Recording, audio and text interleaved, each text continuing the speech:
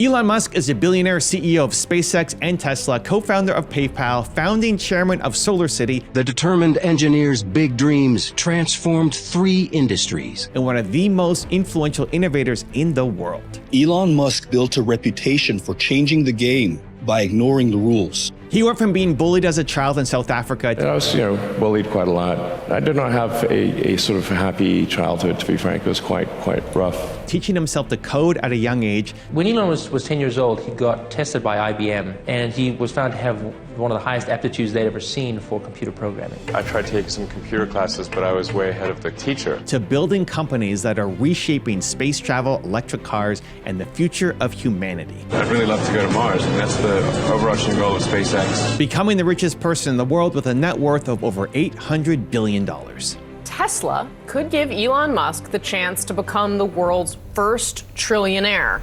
Need motivation? Watch a top 10 with Believe Nation. If you've been here before, drop a hashtag Believe in the comments below so I can feature you here in a future video. And if you're new, welcome to Believe Nation, the only channel that helps you believe in yourself daily, one video at a time.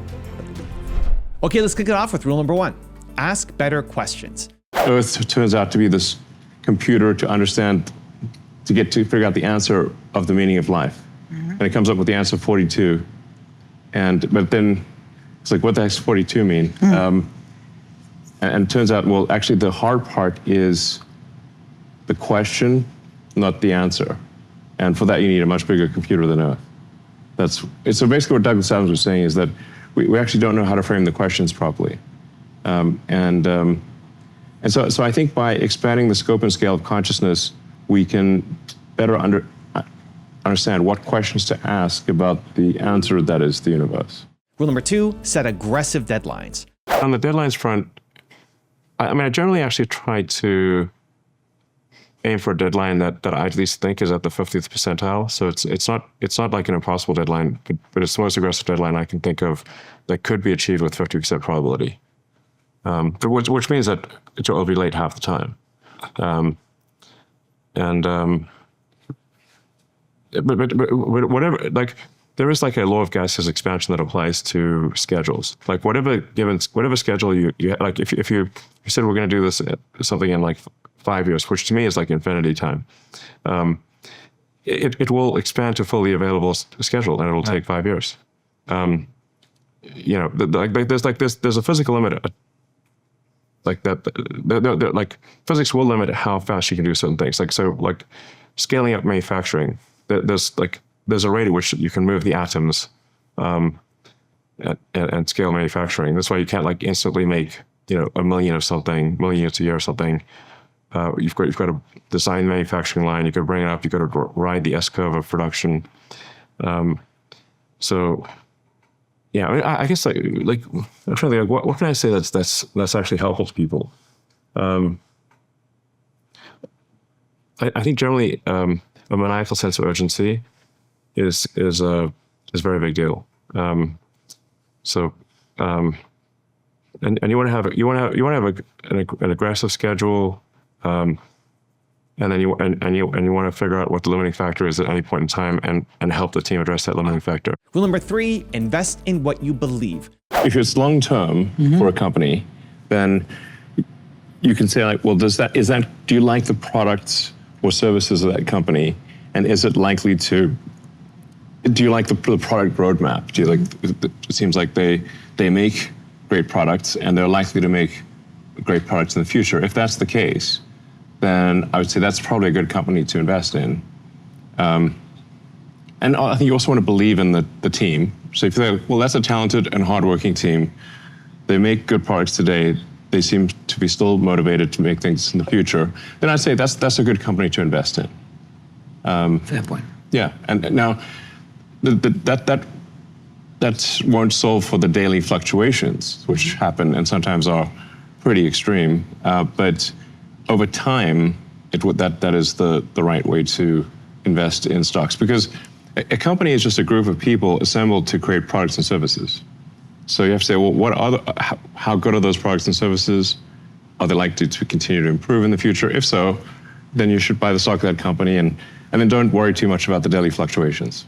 Rule number 4 is be curious. The reason for XAI's mission is to understand the universe. So now that's actually very important. So you say, well, what things are necessary to understand the universe? Well, you have to be curious, and you have to exist. You can't understand the universe if you don't exist. So you actually want to increase the amount of intelligence in the universe, increase the probable lifespan of intelligence, the scope and scale of intelligence. I think actually also as a corollary, you have humanity also continuing to expand, because if you're curious and trying to understand the universe, one of the things you're trying to understand is where will humanity go? And so I think understanding the universe actually means you care about propagating humanity into the future. Also, if you want to take real action after this video, I made a free worksheet just for you. It covers the top lessons from today, gives you space to write your biggest takeaways, and helps you build a simple action plan. It's 100% free. Just click the link in the description below to go grab it. I'll see you there. Rule number 5, build with a team. Just going back to the consideration of a human, we all started out as one cell, but now we are over 30 trillion cells.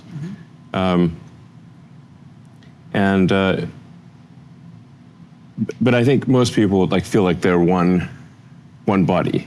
Usually your right hand's not fighting your left hand type of thing, It's to sort of cooperate. Your mind is,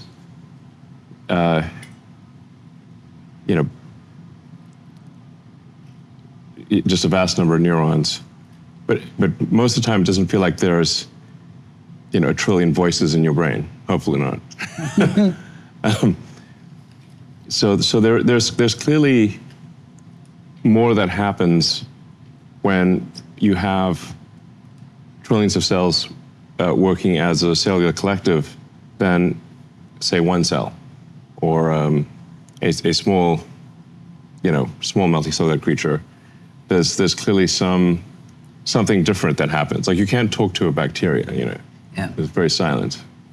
They just sort of wiggle around, and from their perspective, I don't know. I was sort of, what is life like from the perspective of an amoeba, But I know you can't talk to an amoeba. Like they don't talk back, but you can talk to humans. So there's just something obviously qualitatively, fundamentally different for humans once you have a large number of cells and sufficiently large brain type of thing. You can now talk to humans. And they can say things, they can produce things, but bacteria are not going to produce a spaceship, for example, but humans can. So I think there's something qualitatively different that also happens when there's a collection of humans. In fact, it's safe to say that a single human cannot make a spaceship. I could not make a spaceship by myself, but with a collection of humans, we can make spaceships. So there's something obviously qualitatively different about a collection of humans. In fact, it would be impossible for me to learn all of the areas of expertise. There wouldn't be enough time in one lifetime to even learn all the things before I was dead. So you really fundamentally have to have a collection of humans to make a rocket. Then I think there are probably some other qualitative scaling things that happen when you have groups of humans, and then if the quality of the interaction, or the quality of the information flow is the better it is, the more the human collective will achieve. And like I said, I'm just curious about the nature of the universe, and I think it's safe to say, if we increase the scope and scale of consciousness, we're much more likely to understand the nature of the universe than if we reduce it. Rule number 6, don't fear failure. If you don't succeed with your first startup, it shouldn't be sort of a catastrophic career-ending thing. It should be, good. I think generally should be like, well, you gave it a good shot, and now try again. Exactly. Yeah. And it's. So one thing I was going to mention is obviously creating a company is sort of a high risk, high reward situation, but I don't know quite how it works in the UK. I think it's probably better than continental Europe, but the stock options are very difficult in most parts of Europe. I'm not sure how it is in the UK, but if somebody's basically going to risk their sort of life savings and the vast majority of startups fail. So, I mean, you hear about the startups that succeed, but most startups consist of, a massive amount of work followed by failure. That's actually most companies. And so it's a high risk, high reward, and so the high reward part does need to be there for it to make sense. Rule number 7, balance your life. How do you balance your life? I mean, with this stress, with so many different, you're in so many different company parallel, how do you balance it? Well, I should point out that a 20-hour workday is relatively unusual and rather painful. But I do sleep 6 hours a night. So, and if I sleep less than 6 hours a night, I find that I might be awake longer, but I get less done. So, but I do work a ridiculous amount, I think, relative to most people, in that it's pretty much 7 days a week, and mostly from when I wake up to when I go to sleep. I'm not suggesting this is good for everyone, and I think, frankly, I would like to work a bit less than that. So, I think, if I look at, say, Tesla went through some very difficult times where it was on the ragged edge of survival, and really, if I didn't give it everything I got, I think the company could have easily gone bankrupt. It was really on the verge of bankruptcy for quite a while. I don't mean to suggest complacency at this point, but it does require much less work to operate Tesla now versus, say, in the 2017 to 2019 timeframe. And it's not at mortal risk of survival. It's achieved economies of scale that make it, not on the ragged edge of survival. And then SpaceX also has a strong team and is able to make a lot of progress, even if I spend less time there. It does help if I spend time there, but it keeps making progress even if I don't. Twitter is still somewhat of a startup in reverse, and so there's a lot of work required here to get Twitter to a sort of a stable position, and like I said, to really build the engine of engineering, of software engineering at Twitter, and have it, really have, like I said, a great product roadmap and the people in place to implement that product roadmap. And so it is not my intention to work like crazy. I think I got be comfortable with a mere 80-hour work week would be fine. All right. And that is what I would aspire to. Rule number 8, take big chances. I don't really like risk for risk's sake or anything. And I do think that a lot of things are very risky with a low chance of success. But if you want to try to come up with an innovative breakthrough, that's going to be how it is. Anything which is significantly innovative is going to come with a significant risk of failure. But if you've got to take big chances in order for the potential for a big positive outcome. If the outcome is exciting enough, then taking a big risk is worthwhile. Yeah. That's really how I approach it. But then once executing down a path, I actually do my absolute best to reduce risk, or to improve another way of saying it, to improve the probability of success, because when you try to do something that is very, very risky, that you have to spend a lot of effort trying to reduce that risk as you embark down that path. I mean, when I started SpaceX, I thought the odds of success were very low. I thought we'd most likely fail, but I thought, well, we should give it a try. Rule number 9, trust your ideas. I had a lot of friends of mine try to talk me out of starting a rocket company because they thought it was crazy, and one friend of mine made me watch a video of rockets blowing up. And there were just lots of people that thought it was a really crazy idea, and there was some people that had tried to start rocket companies, not succeeded, and they tried to talk me out of it. And but the thing is that the premise for talking me out of it was, well, we think you're going to lose the money that you invest. And I was like, well, that was my expectation anyway. Right. So I don't really mind if I lose. I mean, I might, but I mean, it's not like I was trying to figure out the rank-ordered best way to invest money, and on that basis, chose space. Right. It's not like that's. I thought, wow. You weren't looking at like money market bonds, AAA bonds, right, exactly. Rocket company. Like you weren't like do real estate.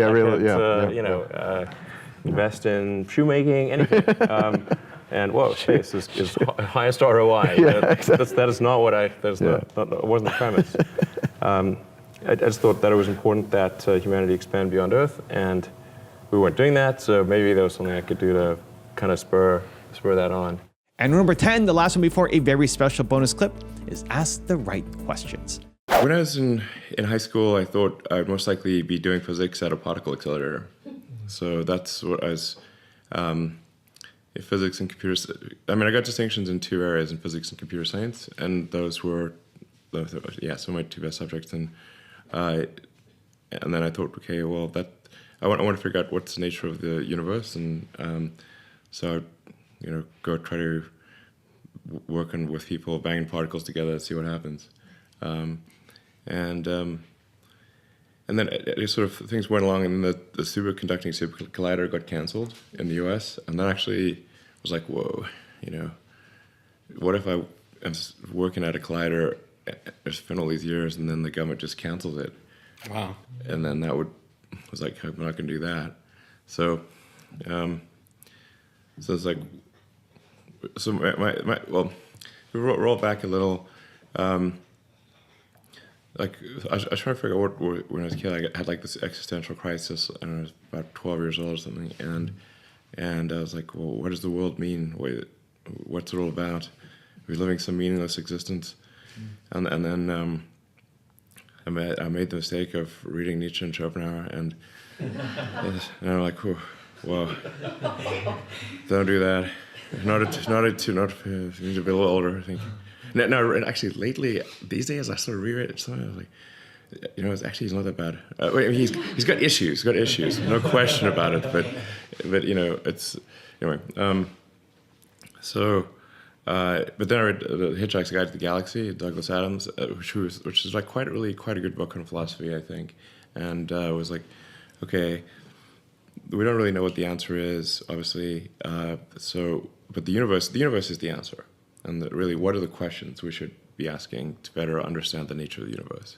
And so then to the degree that we expand the scope and scale of consciousness, then we'll better be able to ask the questions and understand why we're here or what it's all about. And so we should sort of take the set of actions that are most likely to result in us understanding what questions to ask about the nature of the universe.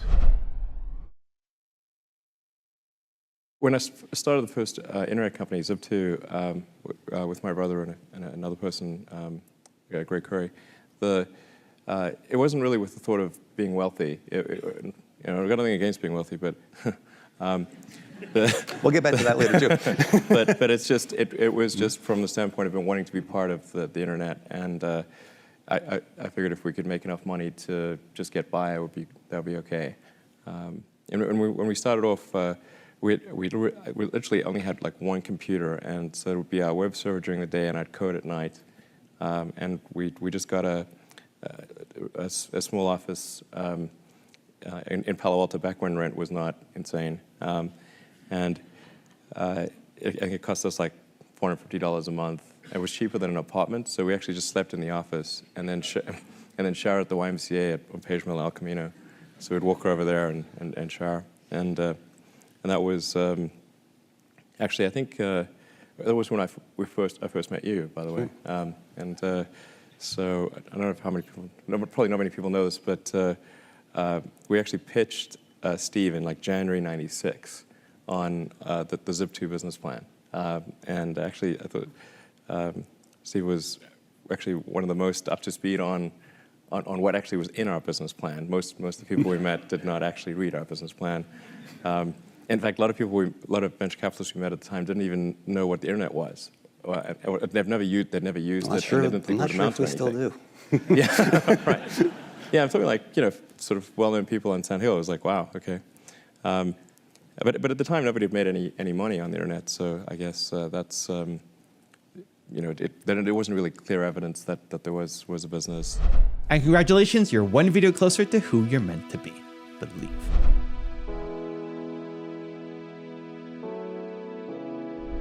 For 10 more amazing rules from Jensen Huang, check the video right there next to me. I think you'll love it. Continue to believe, and we'll see you there. The question is determination and commitment versus stubbornness. And that line is fuzzy. Look, I gut checked against